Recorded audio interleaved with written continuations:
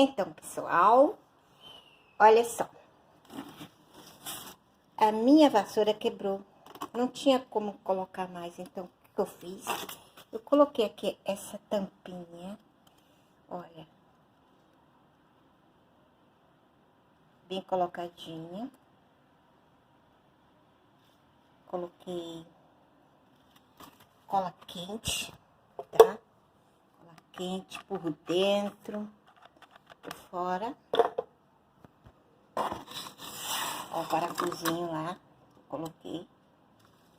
Veja só. E aqui, eu cortei ali, ó. Cortei a garrafa. Ó. E preguei aqui. Veja só. Preguei aqui, bati bem, pra ela entrar bastante. Olha só. Preguei. E agora, vou ver se eu posso fazer com uma mão só, porque eu tô sozinha. Eu vou tentar aqui, ó.